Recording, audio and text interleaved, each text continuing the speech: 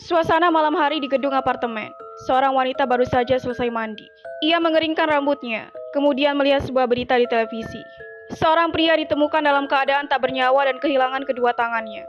Gadis itu ketakutan melihat berita itu. Ia lanjut mengeringkan badannya. Tapi kemudian suara ketukan kecil terdengar. Suara itu berasal dari bawah lantainya. Suara itu semakin banyak. Gadis itu mulai ketakutan. Suara-suara itu seperti mengelilinginya. Ia naik ke atas tempat tidur. Sekarang suara itu terdengar di dinding. Ia semakin ketakutan. Dinding kamarnya mulai dilubangi. Wanita itu benar-benar tak percaya. Ia menatap tajam ke arah lubang itu. Sebuah tangan muncul, lalu lompat ke arahnya. Bahkan tangan-tangan yang lain mulai muncul. Sesuatu terjadi. Gadis itu kehilangan nyawanya. Dan bahkan monster kecil itu juga mengambil tangannya. Mereka membuat kelompok dan akan berburu tangan-tangan manusia yang lainnya. Sesosok zombie berada di dalam rumah. Pria itu terkejut dan juga ketakutan.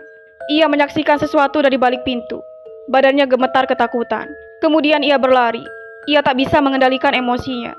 Tiba-tiba saja seorang wanita muncul. Itu adalah kekasihnya yang berlumuran darah. Ia memeluknya dengan erat. Mereka menangis dalam pelukan. Tapi kemudian pria itu terkejut. Ia menyudutkan pandangannya. Ternyata wanita itu telah berubah menjadi zombie. Ia menggigit leher pria itu. Serangannya tak henti-henti. Sesuatu terjadi. Pria itu kehilangan matanya. Wanita itu yang telah mengambilnya.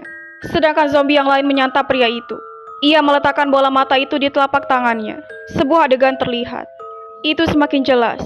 Dan ternyata pria itu menyaksikan bahwa kekasihnya telah dimangsa zombie. Wanita itu berusaha meminta tolong.